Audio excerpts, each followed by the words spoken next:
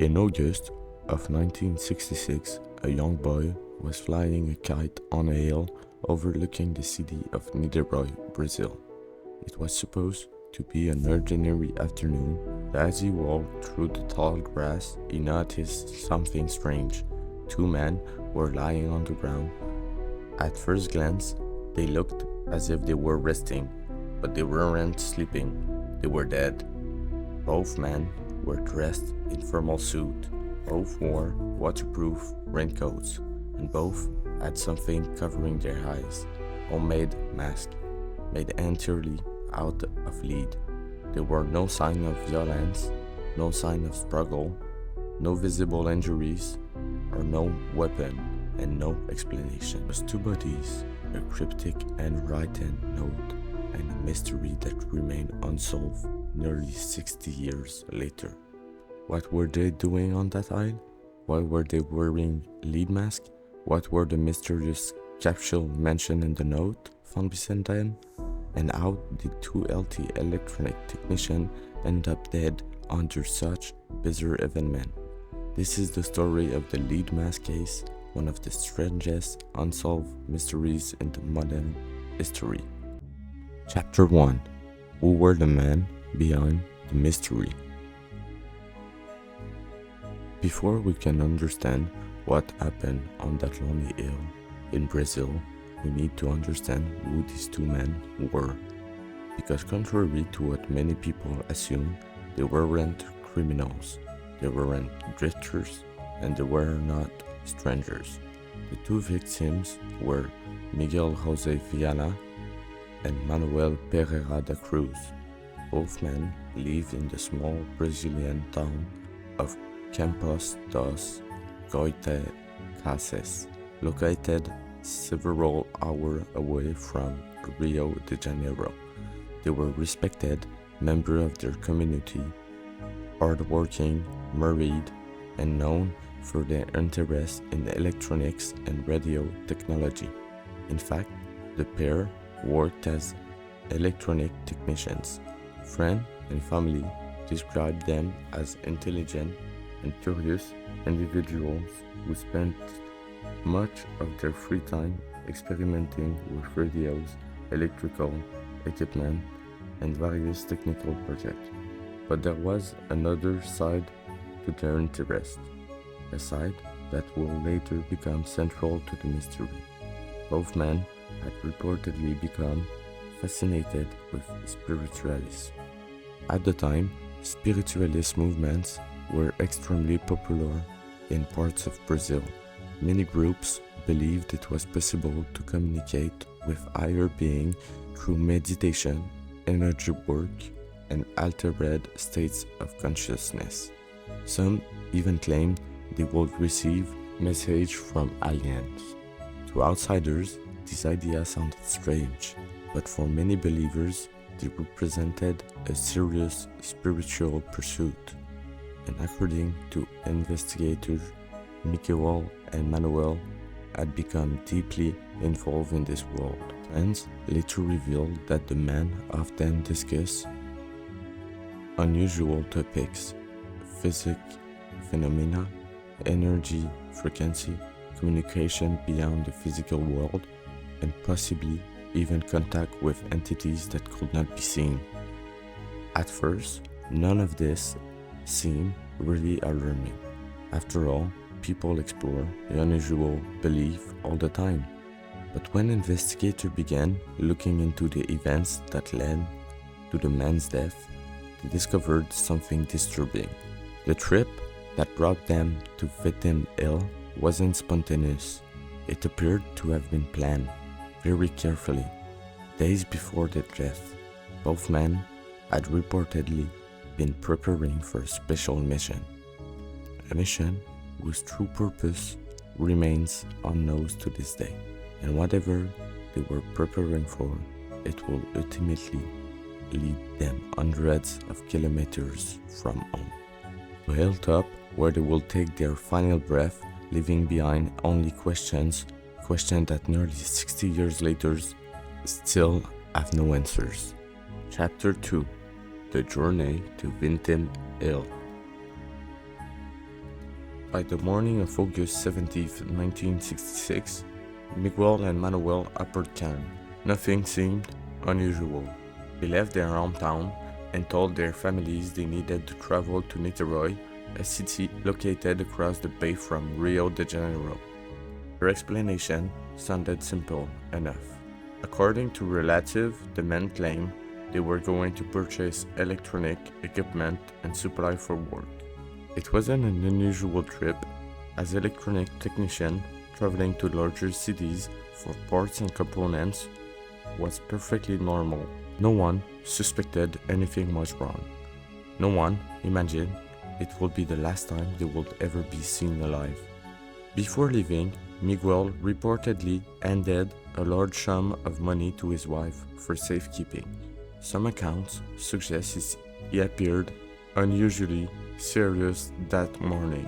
Not threatened, not nervous, just focused. So, he knew something important was about to happen. Hours later, the two men boarded a bus and began their journey toward Niterói. Witnesses later recalled nothing particularly remarkable about them. They seemed relaxed, they spoke normally, they didn't appear to be under any pressure or any threat. Once they arrived in the city, the story takes a strange turn. Several witnesses will later provide information that helped investigators reconstruct the men's final known movements. One shop employee remembered selling them waterproof raincoat. This detail would later become incredibly important. At the time, however, it seemed completely ordinary. The weather was warm, there was no rain forecast, yet for some reason the two men specifically purchased raincoats. Why? No one knew, and no convincing explanation has ever emerged. Then came another curious detail. A waitress working nearby reported seeing the men appear anxious about the time. According to some reports, they repeatedly checked their watch as if they needed to be somewhere at a very specific moment. Investigators will later wonder whether the pair had arranged a meeting or perhaps they were following instructions given to them in advance. Whatever the case, they eventually made their way toward Vintém Hill, a location already surrounded by rumors and local legends. The hill overlooked the city and offered a wide view of the surrounding area. Over the years, residents had reported strange light in the sky, unusual sightings, and stories involving UFO.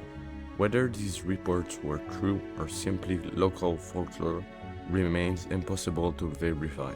But one thing is certain, Miguel and Manuel deliberately chosen the location. They were not lost, they were not wandering, they went there on purpose. As evening approached, multiple witnesses claimed they saw unusual activity on the hill. One account came from a local resident who reported observing a bright object in the sky. The object allegedly appeared orange in color. Some described it as glowing intensely before disappearing. Years later, skeptics will question the reliability of these observations. Human memory is far from perfect, especially after a shocking event, but the reports added another layer of mystery to an already bizarre case. Meanwhile, Miguel and Manuel continued climbing toward the top of the hill, carrying their raincoat, carrying their equipment, and carrying a secret that they will never live long enough to explain. As darkness slowly fell over Niterói, the two men vanished from the public eye. No one knows exactly what happened next. No one knows who they met. No one knows what they were expecting to find. But sometime during that night, something went terribly wrong. And when their bodies were finally found, days later, the mystery would become even stranger. Because laying beside them was a handwritten note, a note that investigators hoped would explain everything. Instead, it only created more questions. Chapter 3: The Discovery. 3 days later, on August 20th, 1976, the mystery took a dark and unforgettable turn. A local teenager was flying a kite near the top of Vintém Hill. It was a normal afternoon, the weather was clear, and like many children in the area, he had spent countless hours exploring the hills surrounding the city. But this time, something caught his attention. In the distance, partially hidden among the grass and the rocks, he noticed what appeared to be two motionless figures. At first, he assumed they were resting, perhaps hikers taking a break, but as he moved closer, it became obvious that something was terribly wrong. The two men were not sleeping, they were not unconscious, they were dead. Authorities were quickly called to the scene. When investigators arrived, they were confronted with one of the strangest death scenes they had ever encountered. Bodies belonged to Miguel Jose Viana and Manuel Pereira da Cruz, the same two electronic technicians who had traveled from campus just days earlier. Both men were lying side by side. Their bodies appeared oddly peaceful. There were no sign of violence, no evidence of a struggle, no defensive wounds, no visible injuries of any kind. Nothing suggested they had been attacked. Nothing suggested a murder had taken place. Yet, both men were clearly dead. And then, investigators noticed something even stranger. Covering the eyes of each man was a homemade mask, not made of cloth, not made of leather, but made entirely of lead. Thin sheets of metal had been carefully cut and shaped into crude eyes covering. The mask resembled something between protective goggles and a science experiment. No one had ever seen anything quite like them. Immediately, questions began flooding investigator minds. Why were the men wearing lead masks?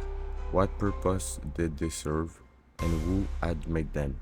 The answer will never come, but the mystery didn't stop there. Near the bodies, investigators discovered several unusual items. An empty water bottle, a small package containing towels, and mostly important, a handwritten note. A note that will become one of the most famous pieces of evidence in the history of unsolved mysteries. Written in Portuguese, the message appeared to contain instructions. It read as it goes. 16:30. Be at the specified location. 18:30. Ingest the capsule. After effect. Protect metals. Await signal mask. At first glance, the note seemed almost impossible to understand. What capsule? What signal? What metal needed protection? And why did the instructions specifically mention a mask? The discovery immediately fueled countless theories. Some investigators believed the man had willingly participated in an experiment. Others suspected involvement in a spiritual ritual, and some wondered whether the note referred to an attempt at communication with aliens. But there was another problem. Despite the mysterious instruction, investigators found no capsule at the scene. None. No medication, no container, no chemical substance, nothing. If the man had taken something, whatever it was, had disappeared. The more authorities examined the sign, the stranger it became. The man's money was still present, their valuables had not been stolen, robbery could almost certainly be ruled out. There were no footprints suggesting a large confrontation, no weapon, no signs that anyone had forced them up the hill. Everything pointed toward one unsettling conclusion. Miguel and Manuel had gone there willingly. They had followed a plan, and for reason unknown, that plan ended in death. As news of the bizarre discovery spread throughout Brazil, the public became fascinated. Newspapers published photographs of the strange lead mask. Reporters rushed to interview witnesses. Speculation exploded. Everyone wanted an answer. But as investigators will soon discover, the deeper they look into the case, the more confusing it became. Because of the autopsy, which should have provided clarity, would instead create even more uncertainty. And one crucial mistake during the investigation will ensure that the true cause of the death might never be known. Chapter 4: The Investigation. When investigators first arrived at Vintém Hill, they believed the autopsy would quickly reveal what had happened. After all, the bodies showed no obvious sign of violence, no gunshot, no stab, no broken bones. If Miguel and Manuel had been poisoned, the evidence would surely be found during the examination. At least, that's what authorities expected. But almost immediately, problems began to appear. By the time the bodies were discovered, several days had already passed. Hot Brazilian climate had accelerated the decomposition. Crucial evidence was already beginning to disappear, and then came the mistake that would haunt the investigation forever. For reasons that remain difficult to understand today, a full toxicological examination was never properly completed. In simple terms, investigators failed to conduct the kind of detailed chemical testing that might have detected poison, drugs, or other substance inside the men's bodies. The opportunity was lost, and once it was gone, it could never be recovered. To this day, many researchers consider this one of the biggest investigate failures in the entire case.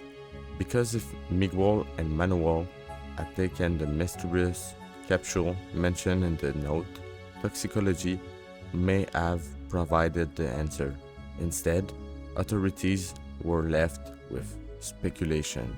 And speculation was exactly what followed. The autopsy itself revealed very little. There were no clear injuries, no obvious disease, no immediate cause of death, and the medical examiner could not determine exactly why the man had died. Imagine investigating a case where two healthy adults are found dead in the middle of nowhere, and the official conclusion is essentially, we don't know. That uncertainty opened the door to endless theories. Investigators began examining the men's personal lives, searching for clues. What they discovered only made the mystery stranger. Friends and families confirmed that Miguel and Manuel had a deep interest in spiritualism and paranormal subjects. But this wasn't simply a casual hobby.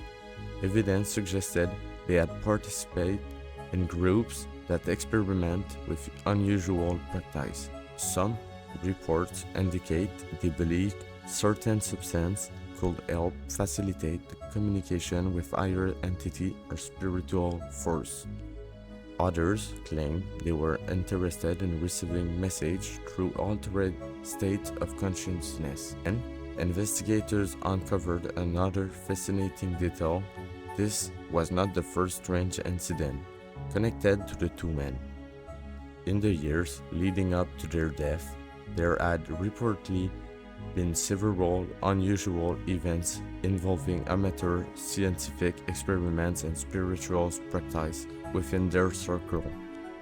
Some accounts even describe failed attempts to make contact with unknown force. Whether these stories were accurate remain difficult to verify today, but at the time they captured public attention.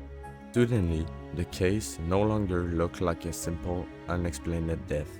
It looked like part of a much larger mystery, and even there were the lead masks themselves. Why lead? This question became one of the most debated aspects of the case. Lead is commonly used as a shield against certain forms of radiation. Could the man have expected to witness a bright flash of light, powerful energy source. Some investigators believe the masks were designed to protect the eyes during an experiment. Others argued they may have had a symbolic or ritual purpose.